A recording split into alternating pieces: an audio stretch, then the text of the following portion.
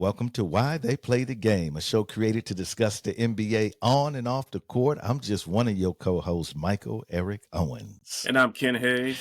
Man, what's going on, Doctor? Nothing much, Mike. It's getting closer Man, and closer. hey, we're going to talk about. I'm just going to say personally, this is the division that means the most to me.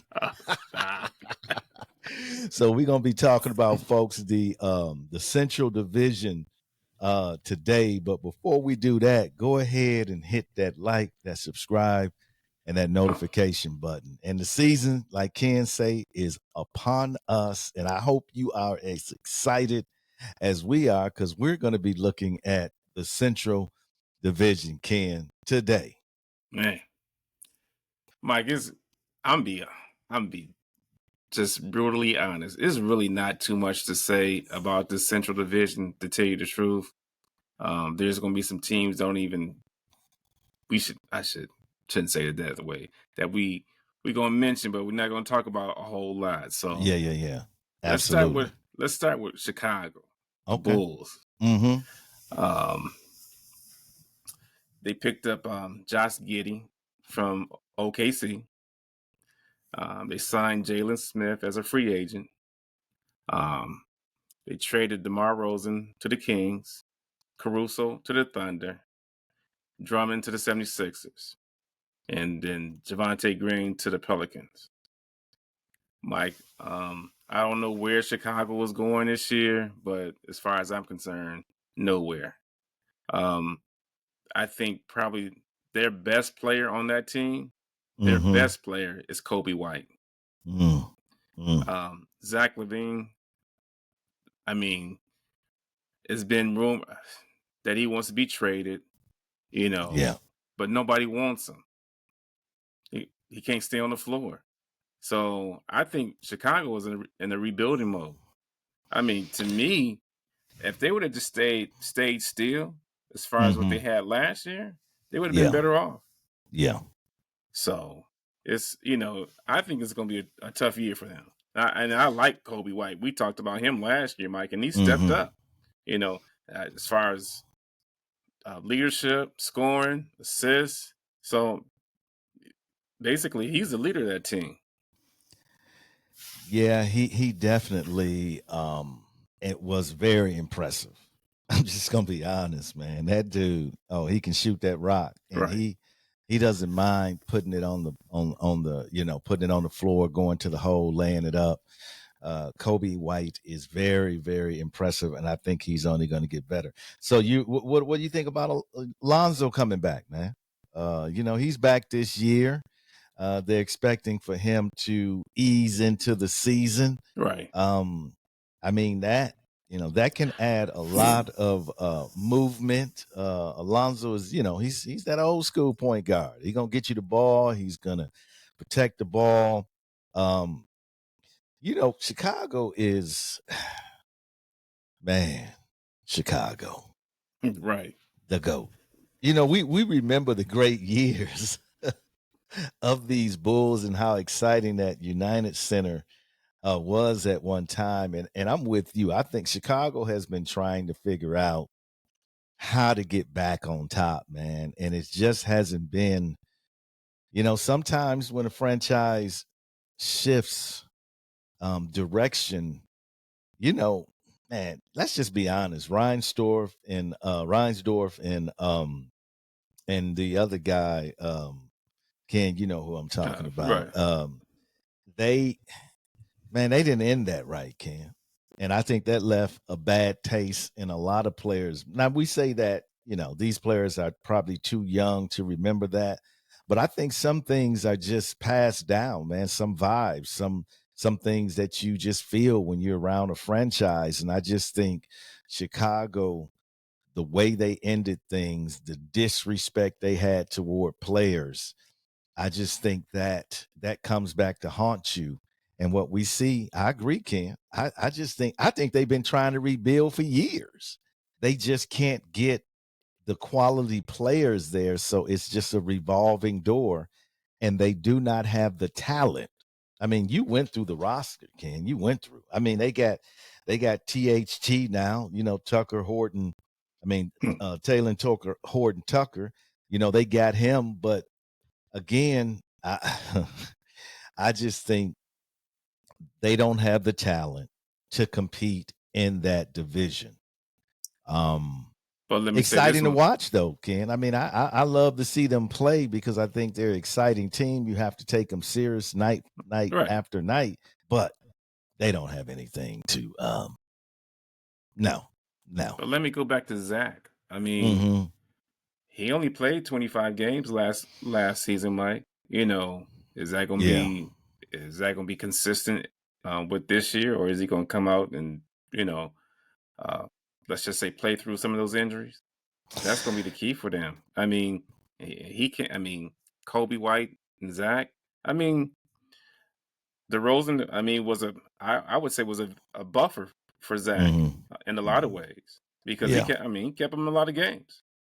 So, yeah, Zach in preseason, man, he looked like that dude, man. He looked like he hasn't missed a step. I mean, the outside game was there, the lift was there, the athleticism. I saw him play a couple of preseason games, man, and I have to say, if that's on display, he's gonna have some good nights because he definitely looks like the old Zach. Okay. But again, I don't think the Bulls are gonna go anywhere. Let's talk a little. Anything else you want to say about Chicago? No, let's move on to Cleveland. Okay, you don't want to talk about Detroit? No. Like well, let me just mention something about Detroit though. Man, you talk about a young, scrappy team. And what I'm going to say is I don't see Detroit winning a whole lot of games, but they're going to be just like San Antonio.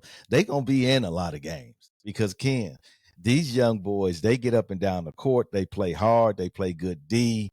Cunningham, he runs the show well. So they're an exciting team to watch. I don't know if we got a whole lot to say about them, but I'm going to say this. If you go up into Detroit or you let Detroit come into your arena and you take them lightly, you going to take an L. I'm agree with you, Mike. They picked up, Tim Hardaway, Tobias Harris, Malik Beasley. So, they picked up some good veterans. Don't get me wrong. So how that is going to entwine with Cade, that's going to be, a big question mark.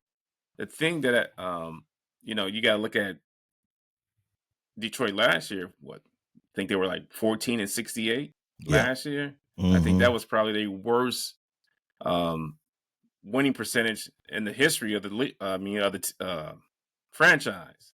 Probably. So, I think they picked up some, like I said, some good veterans to help Cade. But how is that going to mix out? I think to me the biggest one, Tim Hardaway Jr. I think he has a lot to prove. Coming from Dallas. So I think he will play well. That's just my opinion. Tobias, he's still, has a lot for me. I'll say for me to prove too, but we'll see what happens with that. I mean, he's going to get a lot more shots than he did in Philly. So he got that big payday. So, hey, if you can get it, hey man, being the third option, I mean that's huge. But so I just in the closing on Detroit, I think Detroit is going to win 20 plus games this year. I really do. I think they're going to get up to probably 22, 23 games this year, which is not great, but which is going to be better for them. It's going to be an improvement on. I'm not saying Detroit is going to go in there and dominate, but all I'm saying is they're NBA players, Ken, and we know if you let any NBA player get going, they'll have a 40-point night on you. I mean, these are the best of the best. So I just think a lot of teams are going to find out that you're going to have to play hard to beat them, just like I think San Antonio. But you said you want to talk about Cleveland. Wait a minute, let me before we move off to Detroit. But I think the thing for Cade is that I think he missed over 50 games last season. You got to stay on the floor for to get that win total increase. So we'll see what happens with that. I mean, and then they just re-signed him too. So that's saying a lot for the organization to re-sign him, and he didn't. I mean, he missed over 50 games. Yeah, he looked. If he's healthy, he's a great floor general because again, he's a throwback point guard, man. He's going to make sure that the offense is ran right, the ball is moving. He's going to take quality shots, and he's going to protect the rock. And so I think in a game of any sport, pro sports, I don't care whether it's basketball, football, it could be soccer, it could be anything. Baseball is all about minimizing your mistakes, protecting the ball. And having a guy like that running the show, man, he if he can stay healthy, like you say, Ken, I just think they're an exciting team to watch because you have to play them, and they play like there's no tomorrow because they nobody nobody expects for them to even be one of the 3 teams up in the East. But so you say you want to go to Cleveland? Let's go to Cleveland, Mike. Okay. I don't care what anybody say. JB got robbed. I don't know why he got fired. For whatever reason, it was rumored that him and Mitchell didn't get along, or playing time, or whatever the case may be. Mike, there was no reason for Bickerstaff to get fired. That's just my opinion, but I guess management had to do some things and hire Kenny Atkinson. So all 3, I would say that their big 3 all got re-signed. Allen, Mitchell, Mobley. So that's their core. Mm-hmm. But the thing about it, that core, who's going to be their second option? We always say there's a number 1. Where's their number 2 at? That's the big question for me with Cleveland. Donovan Mitchell can't do it by himself. And you saw last year that he's, you just can't put all that pressure on him. And then he started to struggle, miss shots, and not get back on defense. So who's going to be their number 2? Yeah, you are correct, Ken. They are clearly missing a number 2, clearly, and it's shocking to me that they didn't make some moves this summer to go out and solve that problem for themselves because clearly, when you look at them, you're right. I mean, Donovan is going to, he's going to get his. I mean, he's going to be effective. He already showed you, even in the postseason, he's going to eat. So, so and again, Garland, man, I love Garland. I love Garland, but I just think for his size, if you're going to be a number 2, I mean, you got to be a Dame, man. You got to be so dangerous, and nobody looks at Garland like that. He's a great player. He's a solid player. Love his game. He's only going to grow. He's probably going to be an all-star, but he's not that type of player to affect the game like that, Ken.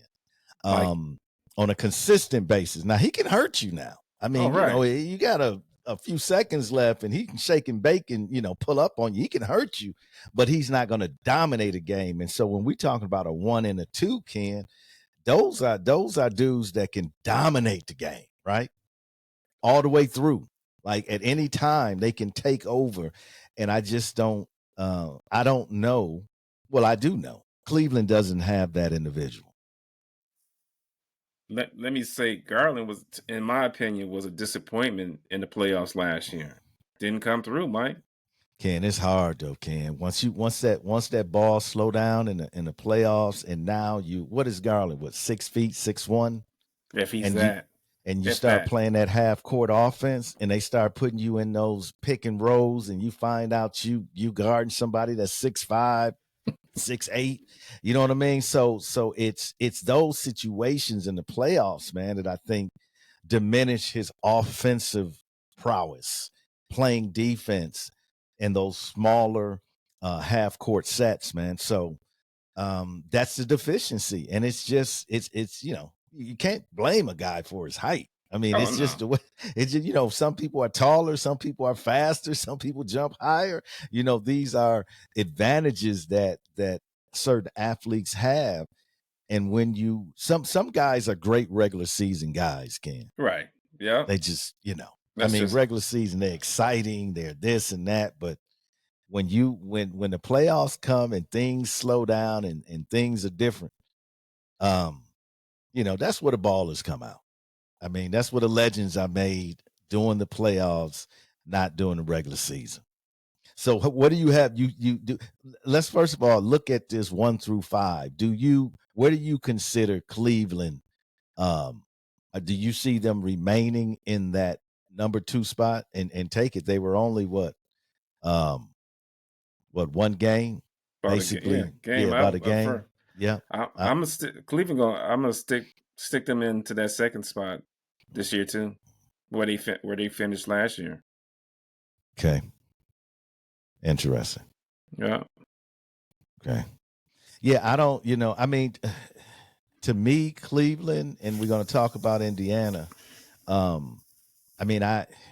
Those two teams are so similar. Right. And I think where they're at, what stage they're at in their development.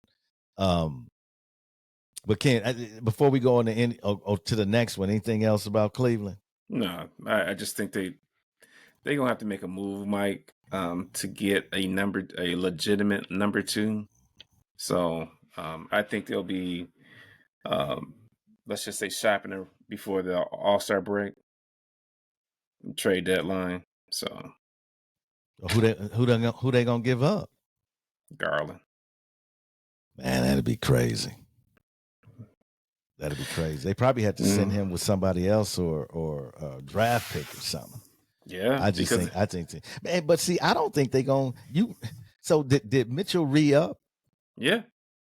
Okay, but he still can demand a trade, though.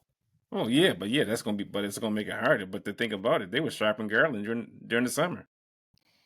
Is that right? Yeah. I don't know, man. I think he's a good glue guy for them. I think if they could have a number 2 along with Garland, I think then you got a decent, trio there. Mm-hmm. I think if you lose Garland, you lose an explosive guard. You lose a guard that can get his own shot, that can penetrate, that can dish. I think you're giving up a lot. You're giving up a lot. You're giving up a lot. You better bring back something that's completely legitimate, right? That's going to take you to the next level. So who else, Ken? Who you want to talk about next? Let's talk about the Pacers. Okay. Go ahead. Went fire, man. I didn't expect the Pacers to get as far as they did last season. I mean, they were maybe a game out of second place. Like you said, in Cleveland and Indiana, they're they're alike as far as, their makeup. The thing with Indiana is that is Siakam their number 2? That's my question. Who number 1? That's a question. Yeah, I don't think they have a 1. Yeah, I don't think they have a 1. And that's the thing with Indiana is that, who I always say, who's going to lead the team? Phenomenal season they had. Tyrese, I know he was hurt during the playoffs a lot. I think he could be that number 1. Mm-mm. You don't think so? No, Ken. I mean, in my opinion, I just think, number 1, again, he's a true point guard. But there are games where, this is my definition of a number 1. I know what that person's going to give me each and every night. If I have to say, oh man, I don't know, he might get hot tonight, or he might get 30, or he might get 50. If I'm going like that, you're not a number 1. You might be a number 2. Like I think Tyrese definitely can be a number 2, but he's not a number 1 because there's games where Tyrese was struggling. Get lost. And I think one game he had a donut. I mean, you cannot be a number 1. Everybody knows when we walk in this gym, we on this dude's shoulders. Okay. Like when you walk into Phoenix, you know you walking in on KD's shoulders. Oh, LA, you know you walking in on LeBron's shoulders. I mean, we can even the young cast, when Orlando walk in, you know you walking in on Paolo's shoulder. Even in San Antonio, you walking in, those ones are defined, brother, and they are clear. Like when Milwaukee walk in, you walking on Giannis' shoulders. I mean, so there's no question when we look at Indiana, Ken, we say, well, whose shoulders we walking in on? That's a big question mark for them. So, I mean, during the summertime, they resigned who they need to resign. Siakam, Toppin, so they stayed pat. I'll put it that way. They didn't make any major changes. They just re-signed the guys that they had last year, and which that was a good thing. But for them to try to come out the East to get to the finals, I think they're gonna have to make a move, or somebody's going to step up. So, well, let me say this: Indiana was benefited from the chaos in Milwaukee. Let's just be honest. Indiana would not have had the season that they'd had Milwaukee had been healthy with Chris Middleton. I mean, how many games did Chris Middleton miss? And when Chris came back and played in the playoffs, he was relatively healthy. He looked great. Matter of fact, he in a lot of those games, even in the first round, he played like he was that dude. So, Ken, I think just like when we talk about Dallas, those last year was fluke year. Indiana's not going to be. Yeah, they have a solid team now. I mean, when you got Siakam, I mean, as you say, you got Tyrese. You got, and what I like about Indiana, I like Mac. I like Benedict Mathurin. He needs to take a step this year because that will help that 2 spot that they so desperately need to have. Turner always is gonna, do his thing. But he's a role player. He's a support player. And like you can, I don't know if there's because they need a 1. And I don't know if you're gonna be able to with the new CBA.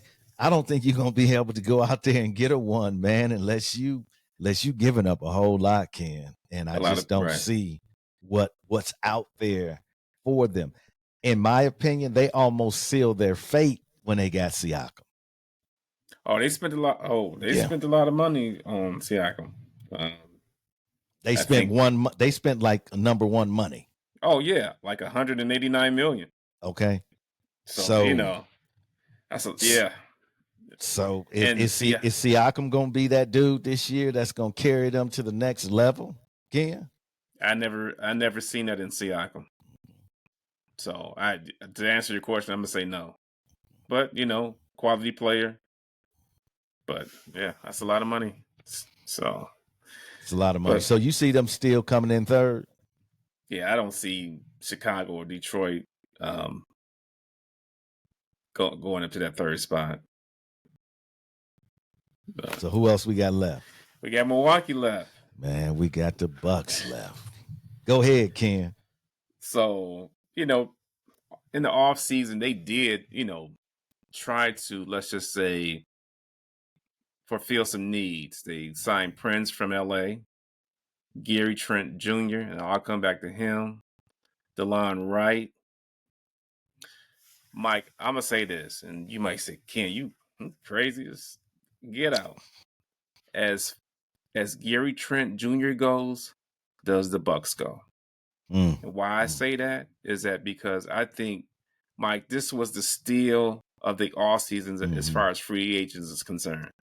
Gary Trent Jr. should be getting about, I'm just throwing out a quick number, a $15 to $20 million year contract for about 5 years. Yeah. I mean, him and Toronto got into it and they let him go, and whatever the case may be. But man, Gary Trent Jr. is a bad boy. Quality player. I think that if he can come in, do his thing, mix and right as far as rotation is concerned, that I think the Bucks can. I think they can come out the East. If he can be consistent, yeah, man. Mike, I'm trying to tell you, with all the free agent signings, this was the best one. Oh, absolutely. The best one. And I'm not, I ain't trying to be biased or anything like that, but yeah, as far as the value and everything, oh yeah, easily. Well, and the thing about the Bucks have some players now that remind me of some of the old school Bucks players. Okay. I mean, when you think about Sidney Moncrief, Junior Bridgman, when you think about players, not necessarily Marcus Johnson, because Marcus was just so dominant. There's not a handful of Marcus Johnson players out there. But you think about how effective Sidney Moncrief himself was with the ball. I mean, you think about Big Dog Robinson that played for him. When you think about these guys, that the Bucks have been so reliant upon Giannis for their scoring, for their creativity. It's all been on Giannis. Even when Drew was there, Chris plays. See, the reason why Chris Middleton is so unique to the Bucks, because Chris plays off of everybody so great. Like, Chris doesn't even need the ball. Chris run down. If he gets the ball, he can post you up, he can pull up, he can take you to the hole, but he don't need that ball in his hand like Giannis does. And so I think when you look at Gary, you look at TP, I mean, when you look at DeLon, you look at these guys that know what to do without depending on other players. And the Bucks in the past, the Pat Connaughton, when you look at the AJ Greens, all these guys depend on Giannis. They depend on Dame to get their shots, not Gary. Gary gonna go get his, right? Exactly. Oh, you see what I'm saying? TP will pull up on you, take you to the hole. So, and they also bring what the Bucks have been missing, that defensive prowess, bro. DeLon Wright. I mean, man, listen, man. Let me and people can say, I heard, when Malik left, and Malik had a good year. And let me say this. Malik had an outstanding year for Malik. He didn't have an outstanding year for the Bucks. I think his percentage was the highest I think it had been. If in many years, it might have been the highest in his career. He hit, I think, the second or third most threes in the league. It was great for him because it got him paid. Oh yeah. But Detroit had to have him. Ken, on the defensive end, yeah, man, it was costly, man. It cost the Bucks, man, to bring in Dame and then to have a dude over there that is not known as a defensive player, right? Malik was known as a sharp shooter. That's what he does, right? Right. You brought him in and he worked as hard as he can. But man, defense is not just a mentality, but it's a skill set. And if you ain't got that skill set, that you're not just going to click that on. I mean, when you look at Gary, when you look at TP, DeLon Wright, these guys have been playing defense at a high level for years. Okay. And they're gonna get busy. They're gonna clog the lane. And I agree with you, Ken. I think for the Bucks, the Bucks have to stay healthy. Oh, I mean, that we can talk about all the stuff we want to talk about, but we can't see anything if the Bucks don't stay healthy. They have to get Ken. They cannot wait. Now, I don't know what Chris's condition is. Everybody's saying he's fine, he's easing in, he's good, he's this, he's that. Mm-hmm. Well, he needs to get back on that court. This team cannot wait to 3 quarters in the season for this starting five to start playing together and trying to figure it out, Ken. That's like I agree 100% with you, probably 125% with you. But the other thing, Mike, I'm gonna say this is that Doc, this is gonna be his full year. If he doesn't play these young players, that Milwaukee can forget it. I'm sorry, you have to give these young players some time. I don't care if it's 5, 7, 10 minutes, 50, because you just can't run Giannis and Dame and Lopez, with all 35, 38, minutes per game. You just can't do that. I mean, you gotta develop these young players, man. So that's gonna be, to me, that's the other side of the coin as far as the health is concerned with Milwaukee. I would agree with you, Ken. My criticism of Doc Rivers, and I am not. How can I say this? I don't want to say I'm not a Doc Rivers fan, because that's kind of negative. I'm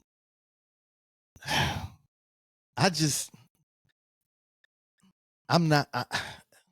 Ken, Doc bothers me. His rotation bothers me, Ken. Sometimes I don't understand his rotations, and I don't understand why you have 5 guys in there who can't create their own shot. I just feel like sometimes his rotations get so funky that it kills momentum, that I understand you want to have the starters in together, but those young guys have to get in there. They got to play with the starters. They got to get a feel for, being in those moments, in those situations where Giannis is Dame's on the bench and Giannis in there and Chris is in there. They got to get those runs, man. And I don't like those runs where they're just young dudes out there, because to me, you're not integrating them properly, man. So that's going to be a big thing. Coaching the Bucks. When people say, "Well, man, coaching doesn't matter," listen, coaching matters, and I think this is going to be a make or break for Doc Rivers, for his legacy.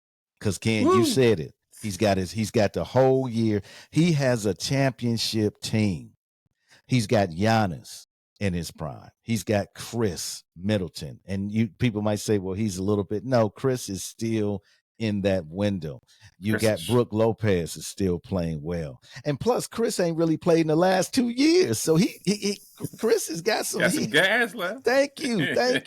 You just picked up Gary. Man, you just picked up TP. You got DeLon Wright. You got Bobby Portis coming off the bench, who should have won the 6th man of the year last year. Come on, man. You got young guys.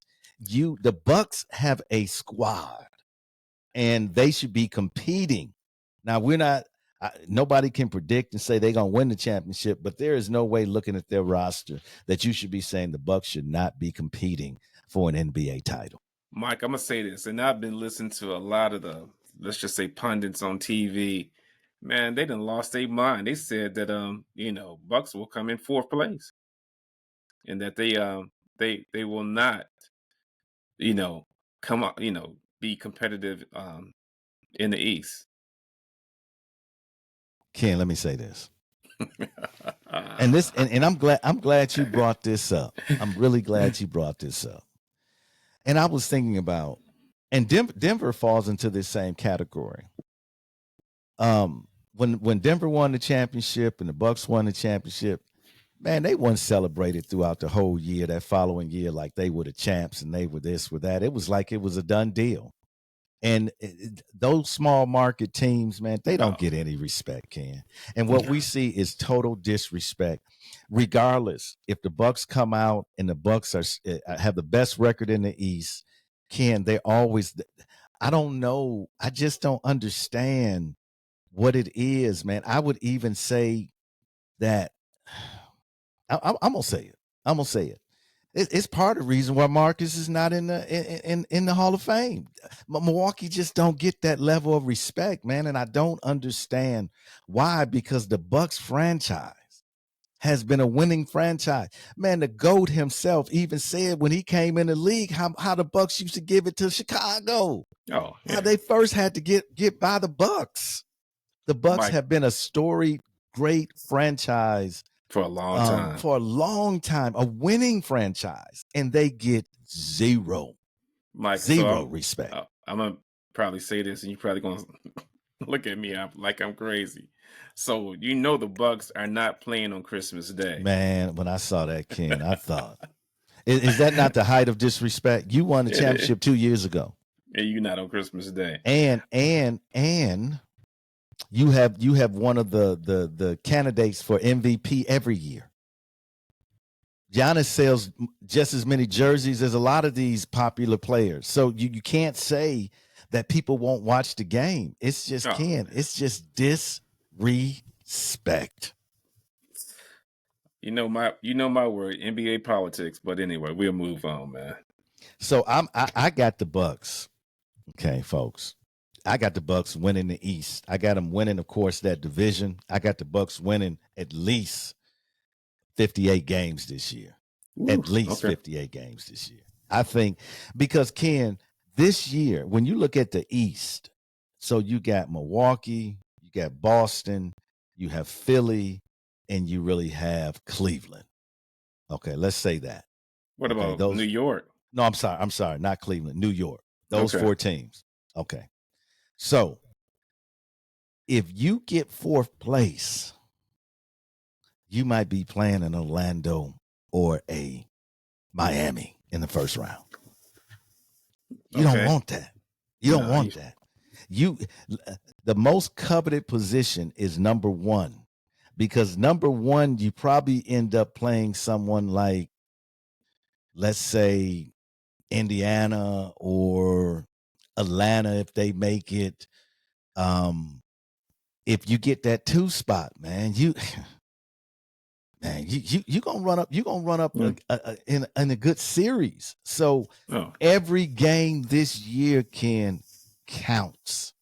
Like, this is, and we can toss in here because we're coming to the end of the show. But we can toss in here as we were discussing just a little bit before the show. Joel Embiid coming out saying, Joel Embiid, that he's not going to play back-to-back. That's 15 games they missing, Ken. He's going to miss 15 just off the – let's say he get, knock on wood, that he doesn't get injured. But let's say he does and he has to miss some games.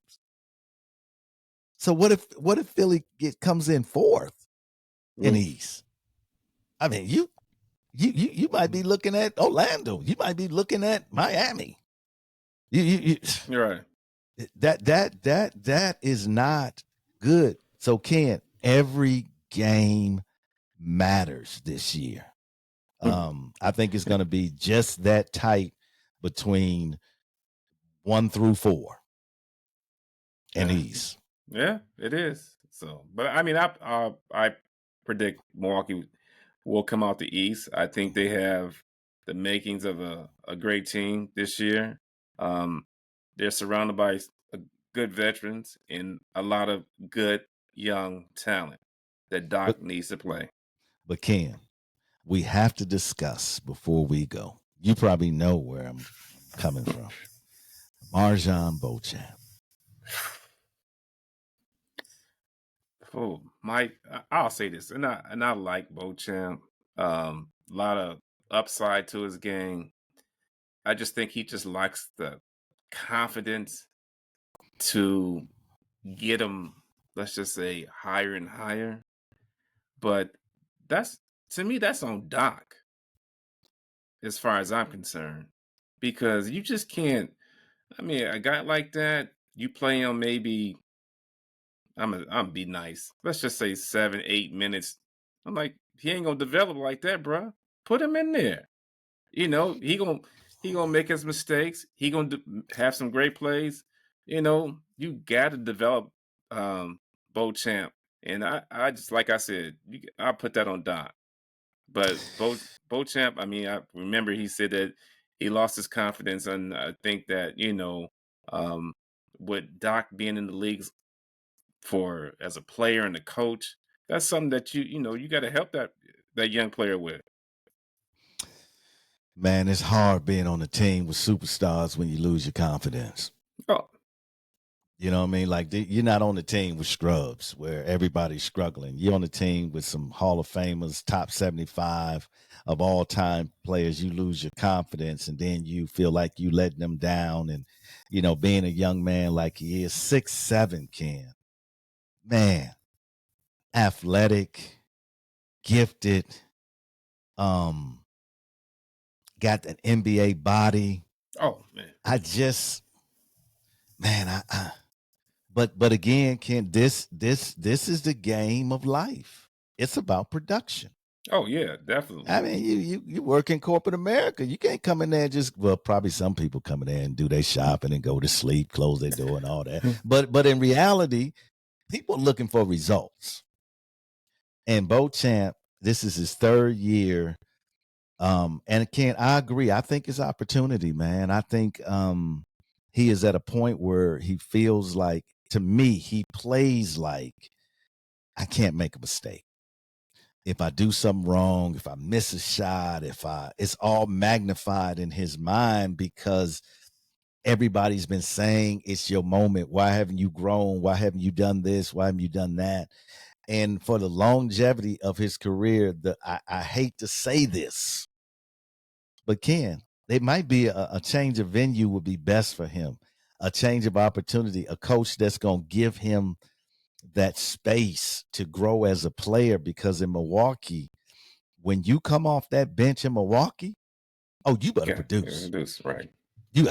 There is Milwaukee has no time for I understand developing young players and putting them in and working with them. But as a young player, when you come off, you got to get busy. You see what Bobby do. We know Bobby's a veteran, but when Bobby comes off, Bobby's like, okay, I'm about to eat. Right. I'm about to eat. Right. And I see Ken, that's what I anticipated with Beauchamp, that he was going to be that next player like Bobby to come off the bench. And, like that Dwight Powell, like that, that guy that comes off the bench and he's about to get buckets for you. And he just he became so passive in his approach to the game when he comes in, that I just don't see no space for him. I don't see no space for him. And I don't see any space for Pat Connaughton. I'm going to be honest with you. I think both of those guys should be, I know they're talking about trading Beauchamp. Man, that's a lot of talent to give up, Mike. Man, and I know, right? Man, it's a lot. And I know there's been rumors out there about him, them moving on from him, but man, if they don't move on from him, they got to let him play. They got to let him get busy. Don't keep bringing the man, like you say. Don't bring the man off the bench when it's garbage time. Right. Don't bring the man off the bench and give him two. Before halftime, give him a couple of minutes. Let him go in there and break a sweat, get busy, dunk on somebody. Because we didn't see Beauchamp get out. Right. Yeah. We didn't see him come in and get out. It's not like anybody sitting back going, man, I don't even think this brother's capable. No, we know he's capable. Man, play the man. If you're not going to play the man, let the man go somewhere where he can play, grow his career, man, get his confidence. Because I really want to see that young fella, man. He's got a beautiful story. He's into his Native American heritage, man. I think that brother needs an opportunity. And I just can't. What did we say when Doc came? Doc does not develop young players. That's been something that has been shared. So folks, but if you can keep him and let him grow, man, the future of Milwaukee. You talk about Beauchamp, you talk about AJ, man, you talk about Tyler Smith. Oh man, you got some young boys that can come along, that can grow and keep the Bucks being a relevant team. But I'm with you, Ken. I don't know what they're gonna do, man. But I just been reading that he's on the chopping block. Yeah, sad, but so it kicks off. It kicks off the 22nd, right? The NBA folks, we are excited. And Ken and I are going to be coming live after some of the games to just give some recaps on it. But keep your questions coming. Ken, you have the last word. Mike, I'm going to go back to something that you said earlier, or we talked about, is that Embiid talking about, I don't want to play back-to-back. I'm like, come on, man. You a max player. I'm going to say this about Embiid, that we always talk about health. Like, if you can't do back-to-backs, then there's something more, you're severely injured than you letting on. So I can't even imagine a player coming out to say that. But we live in a new world. Exactly, Ken. I was just gonna say that. What player announces? You don't even want teams to know that, right? Because they scheming for you. You don't even want to know that before the season starts. This man said, "Nah, I ain't paying no back-to-backs." Oh man, come on. Well, I tell you what, he gonna be doing the same thing we gonna be doing during postseason, watching it. Oh man. All right, Ken. All right, man. Always, the world of sports unites us. Let us take this unity in our everyday life. This is why they play the game.